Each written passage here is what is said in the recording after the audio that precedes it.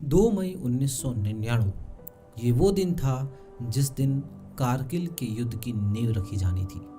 कारगिल क्षेत्र के गरकोन गांव का एक मामूली सा चरवाहा जिसका नाम था ताशी नामग्याल, वह अपने चरवाहों को चराने के लिए आसपास के पहाड़ों में ले जाता है।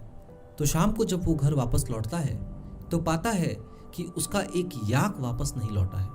अब नामग्याल उसे खोजने के लिए आसपास की पहाड़ियों की तरफ निकल पड़ते हैं। शाम हो जाती है मगर उनकी खोज खत्म नहीं होती। उनके याक का कोई नामो निशान नहीं होता और उसे खोजते खोजते वो बहुत आगे निकल जाते हैं।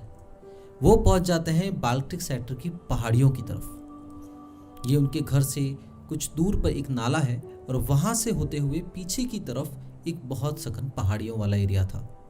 आखिरकार नामदयाल की किस्मत उनका साथ देती है और उन्हें उनका खोया हुआ याक मिल जाता है। मगर इसी दौरान उनकी नज़र पड़ती है पास की पहाड़ी की चोटी पर, जहां पे उन्हें नजर आते हैं 5 से 6 नौजवान जो पठानी वेशभूषा धारण किए हुए थे और उनके हाथ में थी बंदूकें। वो वहां पे कुछ निर्माण कार्य कर रहे थे। नामदयाल बहुत ही समझदार थे। उन्हें ये पता लगाते कतई देर नहीं लगती कि ये एक भारत की सेना तो नहीं, ये जरूर ही कोई घुसपैठिए है। और इसी मुद्दे पर समझदारी दिखाते हुए नामदयाल तुरंत भागते हैं अपने गांव के पास में स्थित पंजाब रेजिमेंट के बेस पर। वहां जाकर के भारतीय सेना के पंजाब रेजिमेंट के जवानों को वो इसके बारे में इत्तला करते हैं। सूचना मिलते ही भारतीय सेना तुरंत हरकत में आती है।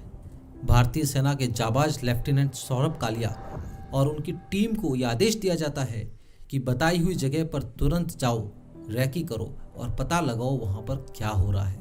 कैप्टन सौरभ कालिया अपनी टीम को लेकर के तुरंत ही उस जगह के लिए निकल पड़े। बताया जाता है कि कैप्टन सौरभ कालिया के साथ में उनकी टीम में 5 और लोग थे, जिनका नाम है अर्जुन राम बसवाना, नरेश सिंह जाट, बनवारी लाल भगरिया, मूलाराम बेडियासर और भीखाराम मूंद। ये 6 लोगों की टीम चल पड़ती है इन घुसपैठियों के बारे में पता लगाने। और थोड़े ही समय में कैप्टन सौरभ कालिया उस जगह पे जाकर वेरीफाई कर कर अपने बेस को ये कंफर्म करते हैं कि वहाँ पर घुसपैठियों की मौजूदगी है। मगर उन्हें ये पता नहीं होता कि ये घुसपैठी कोई साधारण घुसपैठी नहीं बल्कि पाकिस्तान की आर्मी है, जो कि साधारण वेशभूषा में वहाँ पर अपना डेरा जमाए बैठी है। कैप्टन सौरभ कालिया महज अपने 5 और साथियों के साथ सामान्य सा एमुनेशन लेकर के इस रैकी पर निकले थे। मगर वहां पर पहले से ही घात लगाए बैठे पूरी तैयारी के साथ पाकिस्तानी आर्मी की सेना उन पर धावा बोल देती है। और इधर कैप्टन सौरभ कालिया और उनकी टीम पाकिस्तानी घुसपैठियों का मुंह तोड़ जवाब देती है। मगर दुर्भाग्य से एमुनेशन की कमी के चलते वो ज़्यादा देर तक लड़ाई नहीं कर पाते और यही पाकिस्तानी घुसपैठिए उस पूरी टीम को बंदी बना लेती है। बताया जाता है कुछ दिनों बाद इनके मृत शरीर को क्षत विक्षत हालत में भारतीय सेना को वापस सौंपा गया। अब तक भारत को यह स्पष्ट समझ आ चुका था कि ये कोई सामान्य से घुसपैठिए नहीं बल्कि पाकिस्तानी आर्मी के पूर्ण प्रशिक्षित कमांडोज और उनकी सेना के जवान हैं। अब तक भारतीय इंटेलिजेंस एजेंसी ने भी इस बात की पुष्टि कर दी थी कि यह कोई सामान्य सी घुसपैठ नहीं बल्कि पाकिस्तानी आर्मी के जनरल परवेज मुशर्रफ के द्वारा सोचा समझा और वेल प्लान्ड आर्मी ऑपरेशन है। उन्होंने अपनी ही सेना के कमांडोज और जवानों को जिहादी जामा पहना करके इन चोटियों पर लाकर बैठाया था। उनका उद्देश्य था कि लद्दाख और कश्मीर के बीच की सप्लाई लाइन को कैसे भी करके कट कर दिया जाए। अब वक्त आ चुका था जब भारतीय डिफेंस नेटवर्क को एक्टिव होना पड़ा। तुरंत ही भारतीय थल सेना ने ऑपरेशन विजय लॉन्च किया। भारतीय वायुसेना ने ऑपरेशन सफेद सागर लॉन्च किया। अब भारतीय नेवी कहाँ पीछे रहने वाली थी, उन्होंने भी ऑपरेशन तलवार लॉन्च किया और अरेबियन सी में अपने सारे फ्लीट्स का जमावड़ा इकट्ठा किया। और टारगेट था कि आवश्यकता पड़ने पर तुरंत ही पाकिस्तान के कराची पोर्ट पर धावा बोला जा सके। एक तरफ जहां पे कारगिल में युद्ध का बिगुल बज चुका था, कारगिल की पहाड़ियों में हमारी सेना शौर्य और वीर पराक्रम का प्रदर्शन करते हुए इन घुसपैठियों को मार भगा रही थी, वहीं दूसरी तरफ राजस्थान, गुजरात और पंजाब की बॉर्डर पर तैनात हमारी सेना कमर कसे तैयार थी कि आदेश मिले और पाकिस्तान पर धावा बोला जा सके। वहीं दूसरी तरफ आसमान से हमारी एयरफोर्स के जहाज़ों ने, हेलीकॉप्टरों ने इन घुसपैठियों पर आग के गोले बरसाने शुरू कर दिए। इस जंग के दौरान हमारी थल सेना, वायु सेना और जल सेना को क्लियर निर्देश दिए गए थे कि उन्हें कोई भी हालत में बॉर्डर को क्रॉस नहीं करना है। अपनी सीमाओं में रहते हुए उन्हें इन दुश्मनों को खदेड़ना है और कारगिल को दोबारा से हासिल करना है। मगर हमारी नेवी कम कहाँ थी। जैसे ही नेवी ने कराची पोर्ट की घेराबंदी करी, पाकिस्तान को अब समझ आ चुका था उसके पास भारत की नेवी से लोहा लेने की क्षमता नहीं थी। उसने अपने सारे नेवल फ्लीट्स को आदेश दिया कि वो पोर्ट ना छोड़े। वो किसी भी हालत में भारतीय नेवल के साथ में किसी भी तरह का लोहा लेना नहीं चाहती थी। उन्हें पता था कि पराजय सुनिश्चित है।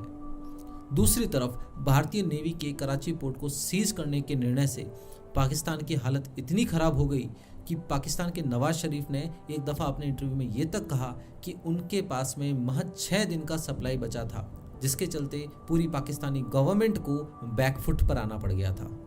हाल ही कुछ दिनों पहले पाकिस्तान के नेवल चीफ ने इस बात को स्वीकारा है कि ना ही कारगिल युद्ध के दौरान और ना ही आज पाकिस्तानी नेवल की इतनी क्षमता है कि वो भारतीय नेवी का सामना कर सके।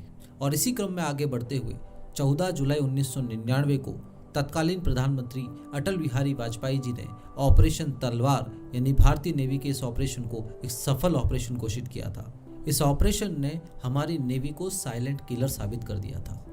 क्या आप जानते हैं कि कारगिल का युद्ध हाई ऑल्टीट्यूड वॉरफेयर के अंदर गिना जाता है और इतिहास गवाह है कि हाई ऑल्टीट्यूड वॉरफेयर में पलड़ा हमेशा उनका भारी होता है जो ऊंचाई पर बैठे होते हैं। मगर भारतीय सेना ने इस समीकरण को बदल के दिखाया। उन्होंने जमीन पर रहते हुए ऊंचाई पर बैठे इन घुसपैठियों को मार खदेड़ा। हमारी तोपों ने जहां उन पर गोले बरसाए, हमारे जवानों ने दिन रात भूखे प्यासे रहकर के बिना कोई प्रॉपर विंटर क्लॉथिंग के इन पहाड़ों पर चढ़ाई करी और इसी पराक्रम का प्रदर्शन करते हुए भारतीय सेना के इन जवानों ने पाकिस्तानी सेना के इन घुसपैठियों को वापस खदेड़ दिया। 1965, 1971 और उसके बाद 1999 की इन 3 वॉरों में लगातार पराजित होने के बाद में पाकिस्तान को अब समझ आ गया था। इसी युद्ध के दौरान जब भारतीय वायुसेना, थल सेना और नेवल को आदेश दिया गया था कि कोई भी परिस्थिति में उन्हें बॉर्डर क्रॉस नहीं करनी है, तो इसी लाइन ऑफ एक्शन के साथ भारत ने पूरे विश्व को ये साबित कर दिया कि भारत एक शांति प्रिय देश है और इसके साथ यह संदेश भी दे दिया कि यदि जरूरत पड़ती है तो भारत अपनी शक्ति प्रदर्शन करने से भी पीछे नहीं हटेगा। भारत की अखंडता को बरकरार रखने के लिए जिन भारतीय जाबाजों ने अपना सर्वश्रेष्ठ बलिदान दिया है उनको हमारा सत सत नमन। और उनके इस बलिदान को याद और सम्मान करते हुए आज के इस पॉडकास्ट को मैं अंत करता हूँ। आशा करता हूँ कारगिल युद्ध से जुड़ा मेरा ये पॉडकास्ट आपको पसंद आया होगा। इसी के साथ जय हिंद, जय भारत।